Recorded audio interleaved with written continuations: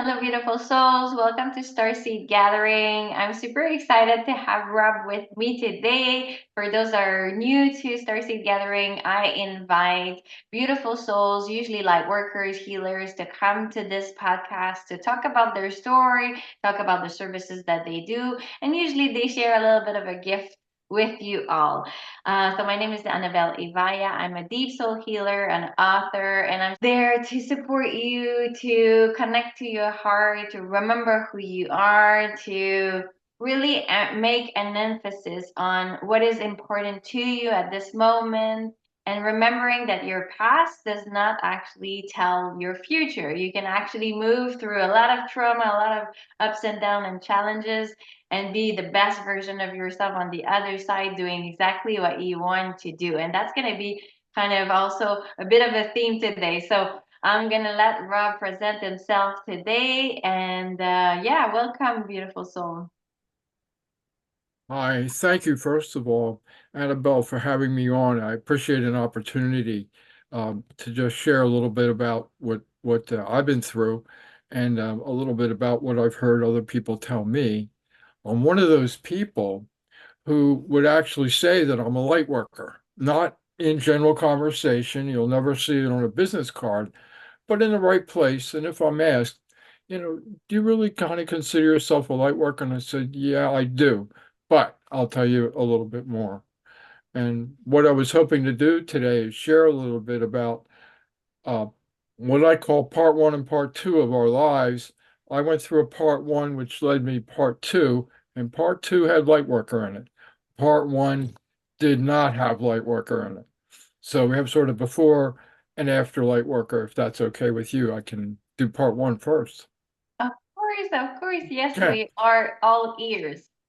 So I'm originally from Philadelphia. That might be a little bit of the accent that you're hearing. I'm a retired human services worker. That was actually part of my part two. I started off as an evil HR director type person, the HR people, personnel, that type of thing.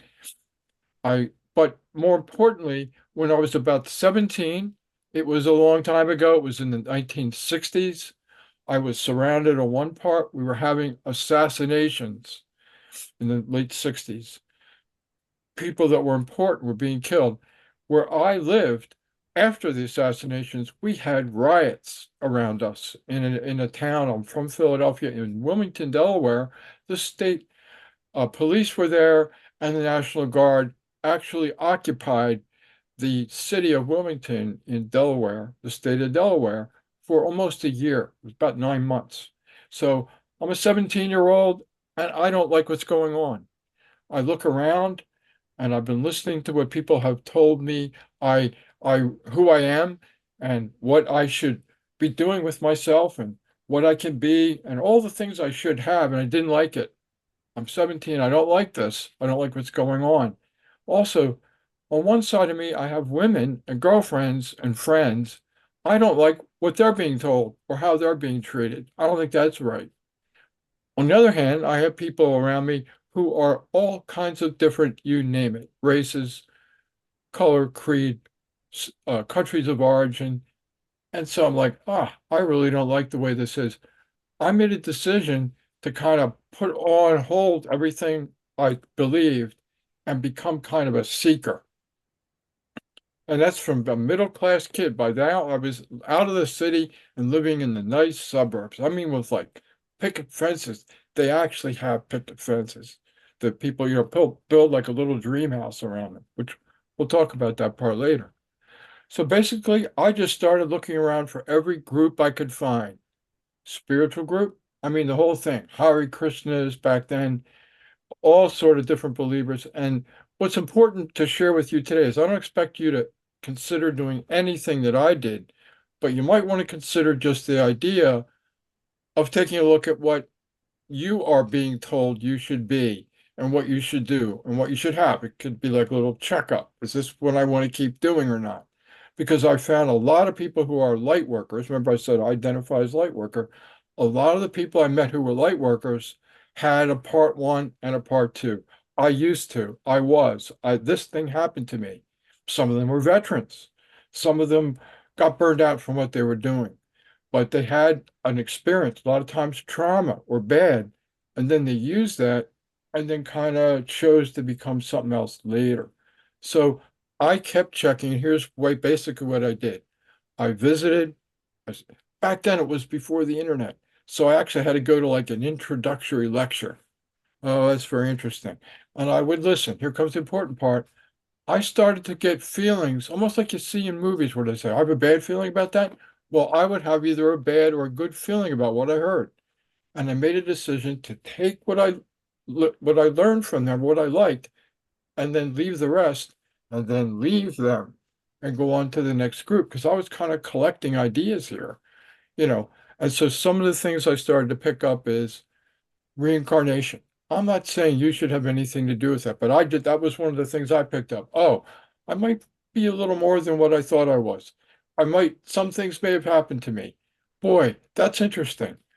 And then I picked up things about spiritual kinds of things. Oh, I might not just be a body. I might really be more than that. And maybe other people ought to be treated a little bit better if they really are what we're claiming they are. And that kind of started to form sort of ideas for me about what other things were going on inside of my heart. Again, we're moving ahead in time here, away from being a teenager. I'm still doing all the normal things we're supposed to do, school, work, but on the inside, and when I have time, I'm checking out different spiritual paths. I'm learning to meditate. That was interesting. I still do. I'm learning about things like the paranormal and psychic stuff. And that's interesting, and I'm still interested in it. But what I found is I still had a nagging feeling down here. I should be doing something. The only problem was they didn't know what it was. I mean, I really didn't know what it was. I should be doing, it wasn't like a big thing, but just I knew I was supposed to be doing something while I was here. Like I felt that. So as I kept on, I ran into a couple groups. One of them was called the Human Potential Movement. It was just basically people saying, you could be a lot more than what the people that you grew up with are telling you. If you're a woman, you could actually do anything. If you're a man, you don't have to be macho all the time. You could go do other creative things. And if you're coming from different backgrounds, we have to understand that people are not going to accept you. Yes, you may very well have to work twice as hard as everybody else, but you'll find that to be worth it. So I got encouraged to do something that I still kind of do, and it's almost begins to get into part two. The idea is that all that we really wanted to do was make some kind of contribution. That was the idea. Okay, that sounds good. I wanted to do something. I want to make a difference somehow to other people. I got that idea. And then the question is, how do you do that? So I just basically decided I'm just going to start volunteering for things. I've been getting messages about what's important people and helping and doing things. And the idea was if you really want to make a difference, look around for something that's needed and something that's wanted and do something about it. Work on it. So I started to volunteer for different things. Looking back, I didn't find what I was looking for, but I got a chance to volunteer for a lot of different things and I learned about people and places and things. So the first tip is if you want to make a difference, at least go out and start anywhere your heart says, I'm concerned about that or I think about that. So as I went on, I basically also heard, don't be an island. You may feel different and you may have learned something awful. The awful thing you may have learned is to hide out and not let people really see who you are. Why? Because where you are, if you open your mouth, you're going to get your vote canceled. If you try at your church, they've been trained to disagree with you. If you go with your family, they're really not going to be accepting of anything that different. But you got to go out and find like-minded people. So that was the beginning of part two, looking for like-minded people. The weird thing is, when I did volunteer work, I started to meet them. I started to meet people that in their heart just wanted to help people. And they did it. They're doing all kinds of stuff. I mean, it might have been building something or raising money for a good cause like a public TV or for a hospital. Or I ended up because I had psychology as a degree. Oh my God, psych degree. What do you do with it? I worked at a crisis center as a volunteer. I worked on a hotline as a volunteer, each one for about a year or so. And I also found out, no, I don't think I want to do that for a living, but boy, I've seen a lot. People are really suffering out here. I could do almost anything to make things better. And I have a Hispanic background. You can't hear that. A couple generations back, I decided, well, I want to do something with immigrants. So I taught English as a second language, kind of like conversational stuff. And I was concerned about crime, so I actually went out and volunteered for a while on what they call town watch, where you kind of patrol an area for a little while. Did that for a little while. I didn't want to do those for a living, but along the way, I did get a chance to do some things.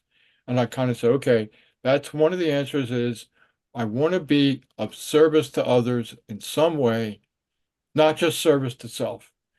Meanwhile, I'm doing a regular job, doing all the normal things. But I'm beginning to figure out I can volunteer on the side, so I kept doing that. I'm not saying you should volunteer for anything in particular, but you might. I love this line from a guy that I just also gave me something. He said, you might want to consider. You might want to consider what are the things that are important to you, and if they're in your heart, consider going out and do something. It might even be one day. It might be a Saturday morning. It might be a fundraiser. It might be getting on the phones and saying, yes, here, give me your credit card number and we'll take it down to donate to your hospital or to your public TV or to whatever you're doing. Okay, so now my heart is, I think I want to do something. I'm meditating. That's nice. I'm trying to make a difference. Still haven't really picked out what I want to do. I run into what's called Bodhisattva, the Buddhists, those meditators. Ancient times, there was a type of monk and nun who would make a pledge that they would be willing to come back even in reincarnation and keep coming back here and being of some kind of help, lifetime after lifetime to help reduce suffering. And maybe along the way they keep meditating and maybe they'll be enlightened. I thought that was pretty cool. Okay, that's in the back of my mind now. We're coming into part two. Part two, I run across about 10 years ago the term lightworker. I look it up.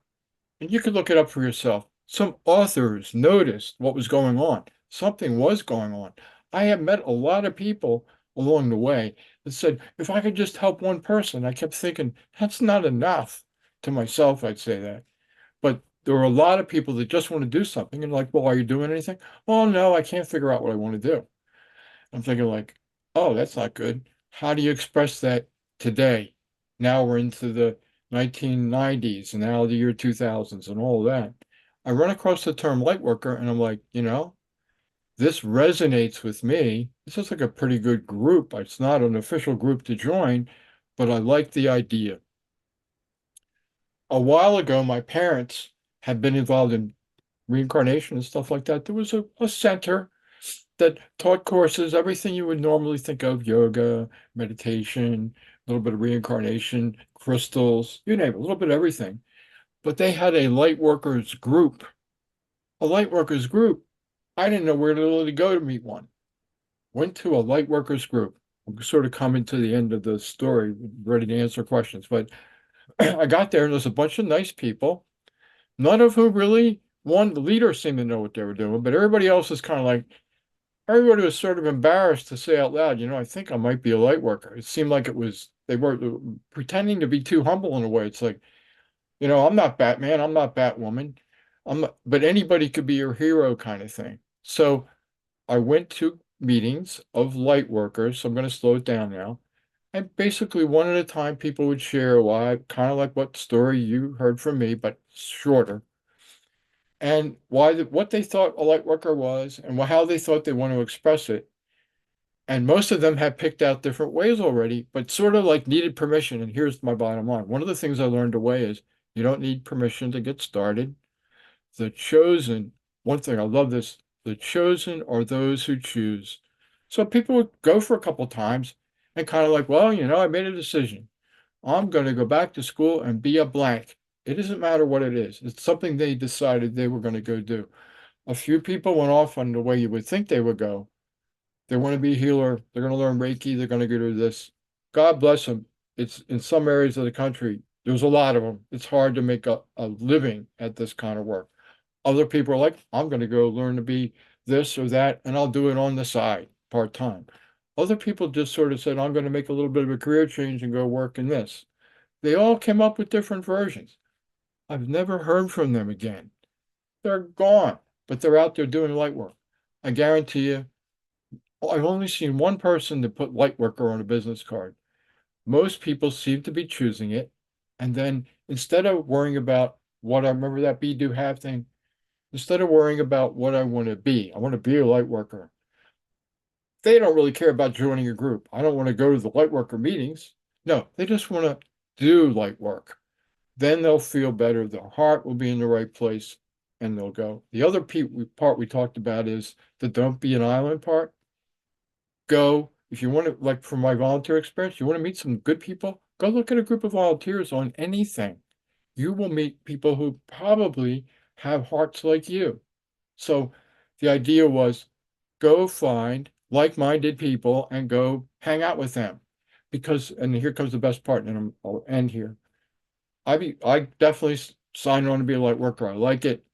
One of the things at one of the groups in one of the places I went at the very end, we had been trained to do something. What it was wasn't important, but the leader got us together in a group. It was kind of like a football huddle. And they said, repeat after me. I put my arms in yours because together we can do what we cannot do alone. Everybody got that? You could do great stuff by yourself. But if you could get together with a group of people, especially the weird group like us, we laughed. Look what you could do. All you different. You're better at this. You're better at that. You're interested in this. You're interested in that. When we work as a team, it's different. And that's how we were designed to do. That's the human miracle that we can work is to get different people that even wouldn't get along with each other if we weren't doing something we believed in. And that's the special opportunity for being a light worker or anybody that just wants to do service to others, even if it's part-time.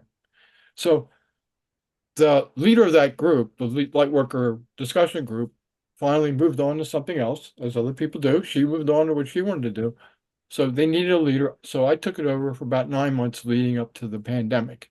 That was the last time I ever saw a light worker, was then. That's the only last time I ever saw anybody that said they were a light worker, except for online. So I do a little bit of work on the side. I'm not taking fees at all. I'm not that type of person. I'll get online and answer questions about meditation.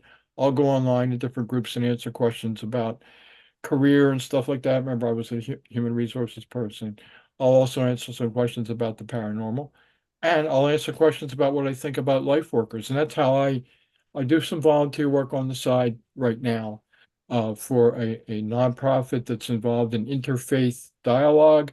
They publish different things. I'm not here to promote them. So that I just kind of I'm doing my that light work stuff part-time. That was my part two. So that's what I just wanted to share. You might want to consider looking at how you could do it now, even if you don't have it exactly right. So I'll turn it back to you. I know I kind of ranted, but I wanted to kind of get it all out. That's fine.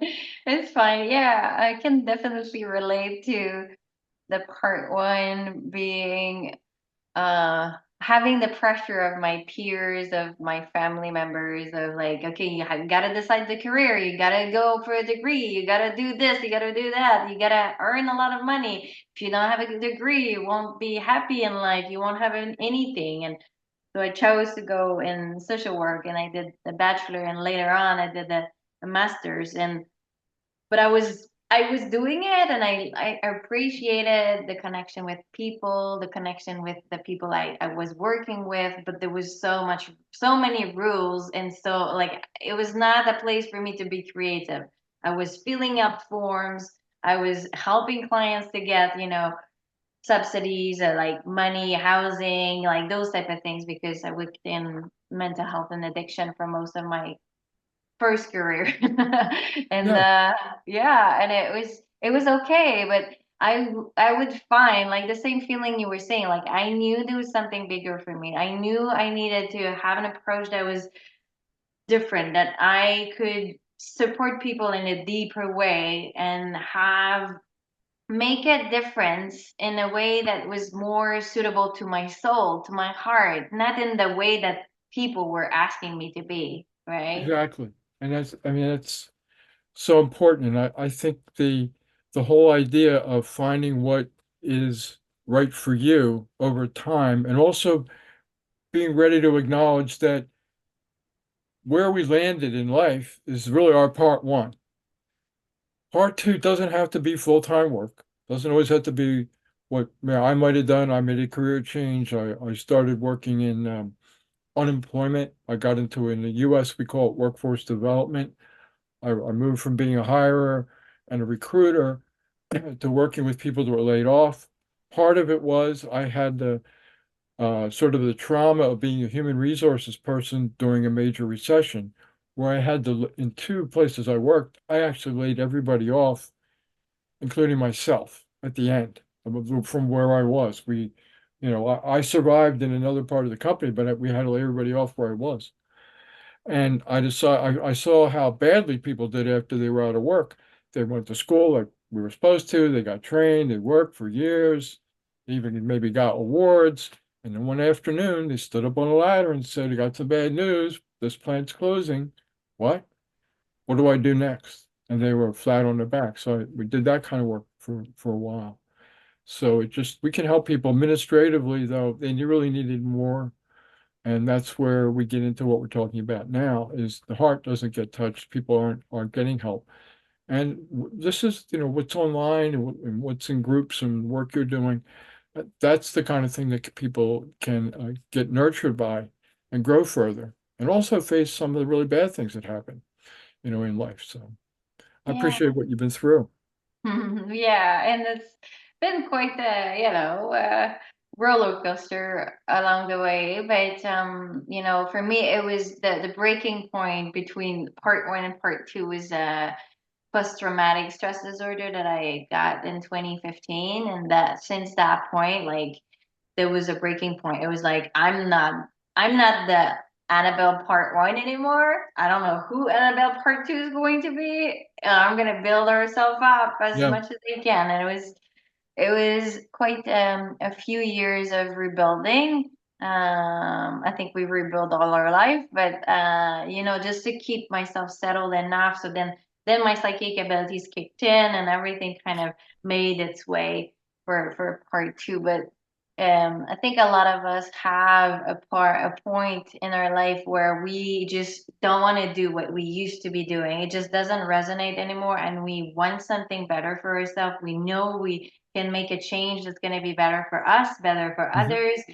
And sometimes it takes time, right? And sometimes talking, as you were saying, the like-minded people is so important because a lot of people will tell me, well, my family, they don't really believe in what I believe, and they don't really push me forward this path because it's a very weird path to become a healer, to become a Reiki practitioner, to become a yoga teacher, whatever it is. It's outside of the Oh, yeah. curriculum that we're used to. So Mhm. so finding people that can actually support you and help you just motivating yourself in doing what you actually love is so important, so that you're not so you don't have so many interference in your plan moving forward.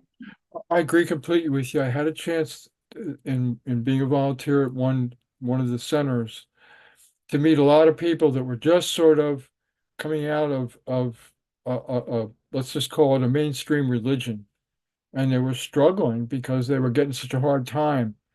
And what I would share with people is we actually need to leave them alone to practice their own religion and not expect them to convert to ours. We don't really look at it that way.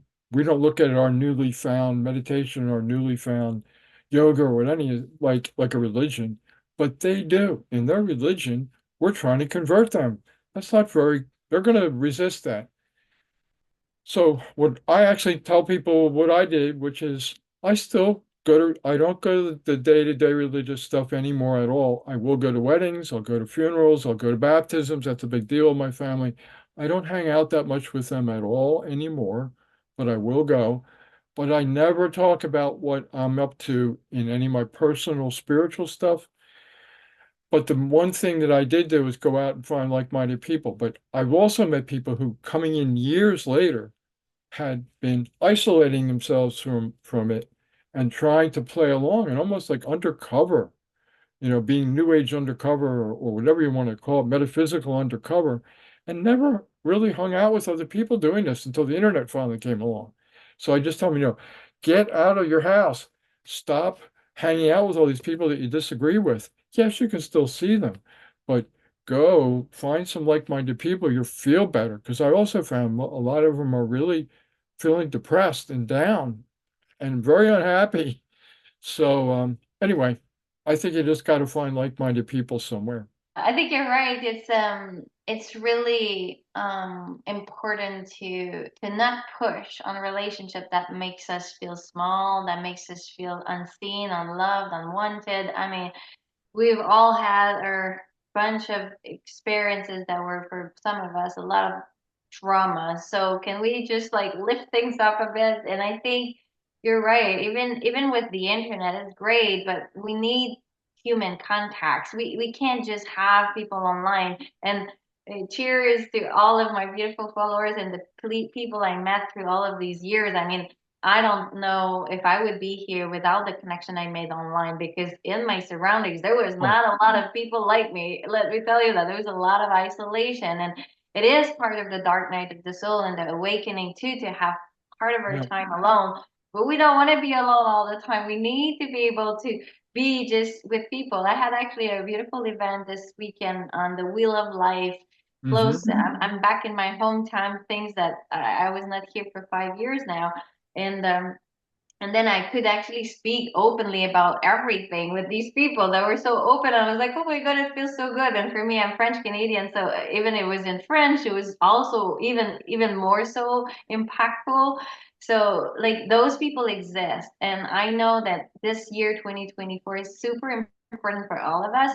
It is a drastic year where we shift from being, alone and feeling like we're weird and feeling that we don't connect with anyone to moving into a community where we feel part of, where we can be heart to heart when we have conversation and it feels good and you don't have to wear a mask or change who you are. Just be yourself. And I'm not saying that you need to change yourself, but even me, there's things that sometimes we know what people cannot really hear from us. So like finding your tribe and getting out there. If you see an event that's a little spiritual, go. Maybe you'll find some people, that are actually connecting to you at the soul level. I agree with you, and we didn't create all this technology just to scroll. And I really think that being able to connect with people online is also part of finding like-minded people, being with them. I never would be talking to you in Canada if the technology hadn't been created. And it is a way to connect with people. And if we believe in spiritual, there really is no actual distance between us. Remote viewing couldn't work. How does that? Remote healing couldn't work. How is that? So the connections made online are equally important, although we do need to go. Also, the other piece is we're not just going for us, we're also going for the other people. So it's not just for us. Also, they needed that part of running into the other weird people. One of my favorite things that I heard from somebody visiting one of our group meetings was, I hate to say this, but I really kind of felt weird until I got here. Now I don't feel so weird. Of course, it kind of wears off when you get back in traffic again, but it's all part of it. So I mean, anybody that's listening and saying I am talking about finding like-minded people includes all the kind of connections we can have this way. I don't care whether it's text, but face to face would be better. Face to face is good, and in person is important too.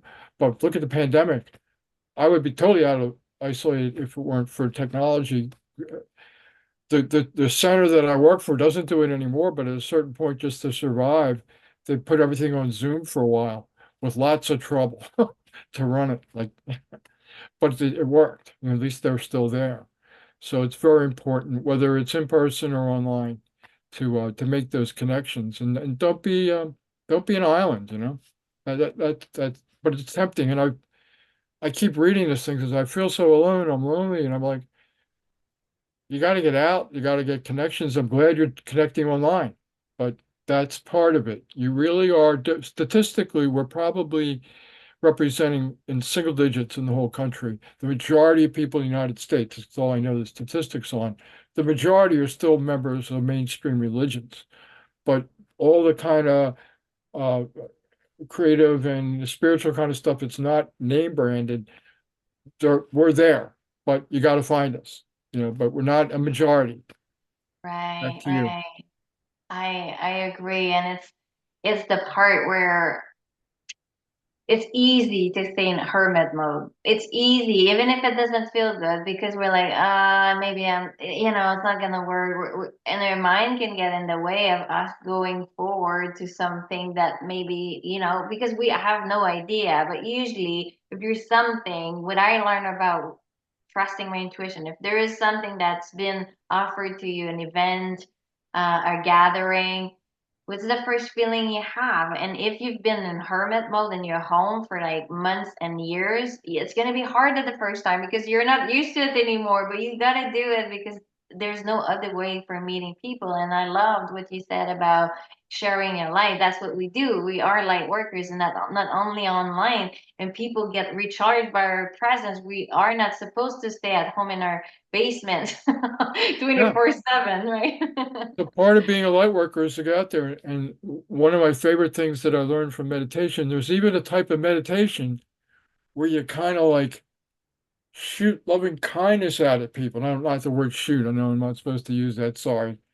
But the whole idea is project. You actually, part of the exercise is you practice like going through the day, and instead of ignoring the toll taker or the receptionist or the retail person, you like consciously, and it usually changes your face a little bit. Who knows what they feel, but it also affects you too. And if you're going to be a light worker, you got to get out there and spread your light around more than you are and more than you do. I just want to say I've been looking at your things online. I'm looking forward to being in your audience going forward. So I hope to be able to have you as a leader in the different groups, and you'll hope to see me in the audience somewhere, Rob Robinson. Yay. I'm welcoming you with my open heart. Thank you. So you wanted to share a beautiful meditation today with us, Rob, right? Yeah, this anytime I hear somebody about to start a meditation, don't worry. You don't have to close your eyes, but it might help. This is very brief.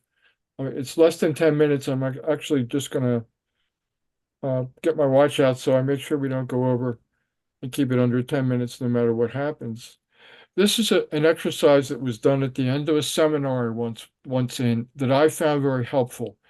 I am going to ask you to be somewhere in a relaxed position and to just take a deep breath. Don't worry, we're not going to do anything too woo-woo. It's going to be fun, I hope. This is an exercise, also a guided meditation called the perfect day. And the idea is to see what you get at the end. We'll check in at the end and see what came up for you, what might have come up for you during that. The idea of the perfect day is close your eyes and relax, and we're going to really just go through a perfect day, and it's perfect to you. We would like you to imagine that you're going to go through an exercise inside of your head with a few words from me that will take you through what would be a perfect day for you. And by the way, it's going to need to be a work day since most of us need to work most of the day, most of our going forward time until we actually retire. Um, but we're going to be taking a work day. So on a perfect work day, you're closing your eyes, you're relaxing, and I want you to imagine that you're waking up on your perfect day. So first, where are you? And who's with you? You can look at what again, if I could just woke up to a perfect day, who would be with me? It might be with another person, a significant other, it might be with your children, might be some other place, but that's your place. It's your day, not mine, your day. And as you get up and move around, what do you do as you first get up? Is there anything you might practice first? Is there anything you might do first? Or maybe for some, I know it's coffee or tea, but it might be something different. But it's on your perfect day. What do you have to start your day or you do before you even do things? And after you've done that, we move on to all the washing and cleaning of ourselves and all the straightening out and all that, we're getting ready now to go to work, and we may have caretaking responsibilities around us, and we might be someplace special where we have other things to do before we can kind of get started. But in our perfect day, I'd like you to look around now and think, am I working at home or do I want to go someplace? So I'm just, those of you that want to work at home, hang on, we'll come back to you. But those of you that might imagine that you're going someplace to do something, to work, all right, the perfect day even includes your commute. On your perfect day, how would you like to get to work? Is it a bike? Or do you want to walk to work? Are you maybe even driving? What are you driving, by the way? Gas powered or is it electric? Or are you in a bus, or who knows where you are? Maybe you're in a boat. I don't know. In your perfect day, you can really go to work any way you want on your perfect day. So in that perfect day, as you commuting and you look out wherever you are, what are you seeing? Are you seeing trees everywhere? Are you seeing beautiful green fields everywhere? Are you seeing mountains in the distance? Or you may be someplace with lots of little beautiful village style buildings. Or maybe you're just walking down a city street and you might even greet people and meet people. And some of you might stop somewhere on the way. Maybe you have a favorite carbohydrate shop that you go to, or a favorite place that you stop. Who knows? Many of us will never give up our drink of beverage of choice. Might be tea, might be coffee. I know people who, sort of coffee or die in the morning. And now we're finally arriving at work. We're moving through the day in less than 10 minutes, and we're arriving. Where are you working? What does it look like? What's the building look like on your perfect day? What would be a perfect place for you to be working in? And you're going up there and you're arriving and you're going in, and now you're beginning to run into people. This is a little bit different now. I'd like you to think in terms of, on my perfect day, what kind of people would I be working with? Who are they? What else are they doing? Who are the people that are sort of our customers if we have personal contact? Or maybe your perfect day is going to work just with things. Maybe you're going to be creating or carving or painting or working on the computer or who knows what. But on your perfect day, what are you doing for work? And the reason I say that is I like you to look around a little bit and look at what you're working with. Am I working with my hands? Am I working with any materials? Am I on my perfect day? What else am I doing? And while we're doing that is we're collecting up things that might, and now here comes the next part. Ask yourself how you feel about these things. Does anything resonate with you? The word resonate has to do with resound or rebound, or it's a lot like the idea of having a sound go out and back. It really comes from the word that translates to echo. If you kind of almost like a submarine, you kind of ping out something. When I go out and check the things that I've put in my perfect day, how do I feel about them? How's my heart? Do I feel good about the people I'm working with? Do I feel good about the people I'm working with? Do I feel good about the things I'm doing during the day? But just take a minute and just take a minute, about 30 seconds, just ponder what's there, the things that might be important to you in your work. Just sort of take what you like, hang on to that, might be using it later. Now, those of you that are thinking about working at home, it's pretty much the same thing. Looking around, if you're working at home, how are you communicating? Who else are you dealing with at a distance? So I guess it might be a computer or it might be the phone. People might be coming to you. You're working at home. Maybe you have a practice where people come to you. Maybe you have a studio at home. Maybe you're doing massage, or maybe you're doing taxes, or maybe you're helping people in some other way. Or maybe they're coming to you and you're showing them things around the property that you have, or maybe you're doing something special with the area where you are, or maybe the grounds, or maybe you have something special there that people come and see and enjoy with you and do with you. Or maybe you're hosting people. Maybe people are coming for care where you work and live, same place. And again, take a minute, and those of you that were thinking about working at home, just stay with it for a bit and kind of see how you feel about the things that you would have if you were at home. Maybe you feel better the idea of working where you live or living where you work. That's right for you. But now we're coming to the end of the day. The work day's over because we do want to have our work end at some point and do other things. So I'm going to leave it to you. What will be happening next? Now, for some of us, we know everybody wants to go out for a drink. I used to do that, not anymore.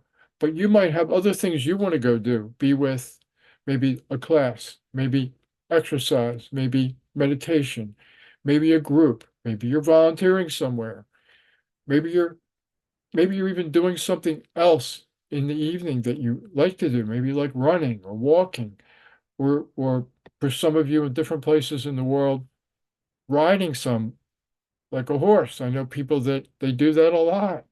They're with their animals. They're running, they go home and walk the dog or run with the dog or whatever. There are animals in their life or other things they enjoy, going for a walk or going for a ride on their bike or whatever they do after work, because we want to have an after work. And then we get home. We're back. Those of you that work at home, you're already there. But basically, you might be also doing other things. And we're coming sort of into the evening now. We're maybe with our loved one or loved ones, or maybe we just want to be left the heck alone. I don't know. But you then have something you do in the evening just for you. Maybe you meditate, or maybe you read, or maybe you watch something, or maybe you make something, or work something, or fix a puzzle. I don't know. But on your perfect day, it's all things you choose. Once again, on your perfect day, what are you doing in the evening? And the day is coming into the night, and we're going into the night, and getting ready for the next day, getting ready for bed, whatever. In your perfect day coming to an end, anything else that happens that you do, you might pray, you might look at the whole day, you may think about things you want to do, you might do other things that are important to you on your perfect day. So as we come to the end of it, the idea is, what did you notice about what came into that day? Is there anything that you might have a good feeling about that you want to hang on to? Now comes the tougher part. I need you to compare that perfect day to your current day, not to upset you, but just sometimes this exercise will bring up ideas of things that you might decide you want to add to your life, or things you might want to stop doing in your life, or things you might want to change in your life. And yeah, I know you can't do it overnight, but the idea of the perfect day is just to take a look and see what's going on, and maybe some things you might want to think about and create for the future coming out of our discussion about a little bit about light work and a little bit about having part one and part two. Things you might want to put. Yeah, maybe some of you have part one, two, three, four, five. I know. But the idea is it's just a way to get back in touch with your heart. What does your heart maybe want a little more of or a little less of that might be worth putting some energy into in the future? So I want to try to come to an end here. This was supposed to be brief, guided, just a quick meditation to have look at your perfect day and look at what might come out of it. So we're going to return to wherever you are and slowly open your eyes, get reoriented to the talking head in front of you. And I want to thank you for participating in it, those that you did. I hope you found something in it. And in a group setting, we usually go around and people suddenly have things that they think about or want, but there's also a lot that happens quietly that you kind of like, maybe I might do something with that. I hope you come out with something. So, Annabelle, I'll turn it back to you. It was really beautiful, really, really beautiful. I guess for me, what came up is maybe more creativity, um, creativity with my hands, like creating things with my hands. Also, would love to have a space where I could actually invite groups of people to work with, and having like a place where I could have sessions with people in person. But also like the connections, like the very positive connections, the connections with the plants. I was seeing plants everywhere, and just like a lot of the nature side of things, and the beautiful people that were around me, animals for sure, and everything. Such a beautiful practice. That could be something that we could do often when we aren't sure where we're heading. I think just to get the wisdom from the heart, like what is important to my soul at this moment. Yeah, that's wonderful. That's wonderful. That's great. And anyone you can do it. And it's something you could share. Sometimes somebody asks you, like, I really, you got the idea how it works. You can do it for yourself. You can also share it with others. And I'm just sharing it because, we're talking about something that I heard in 1982. No, it was a workshop. It was a good one. Oh, And it that's came in. so That's what they cool. put at I the love end. it. I Never really love forgot it. it. I'm happy to share it with you. So beautiful. Well, it was such a pleasure to connect with you, Rob, to get to know you more, get to know, it was really important I think it's important that we also feel into the different waves of light workers because we have a different path. And I mean, you were one of the first ones that came through. So it's like how you walked and paved your path through all of those things that were happening. I'm not saying it's so easy for us now, but No, the path has been paved before we walked on it, and it's a little easier. And as you said, the internet and everything is making us connect a lot more to each other. But it was just so wonderful to have your point of view on that. I'm thrilled that it was helped in some way. And I'll just emphasize that it does. One of the pieces of advice I got is don't do what you've heard other people do, the same thing, walk in their same steps, but be willing to seek the same kinds of things they were looking for.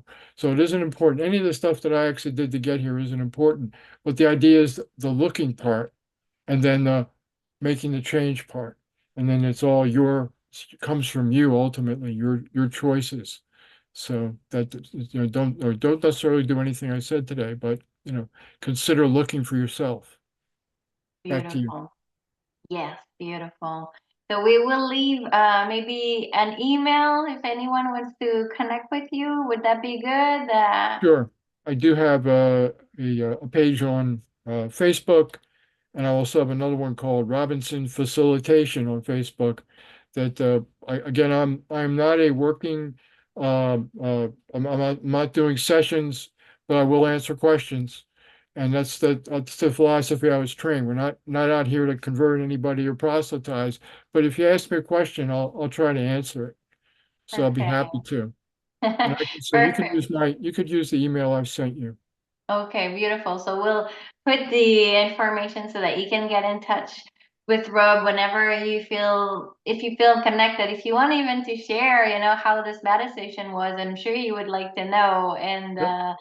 And we are so happy to have had you today, Rob. Thank We're you. blessed for the work that you've done and that you continue doing. Thank you for everything.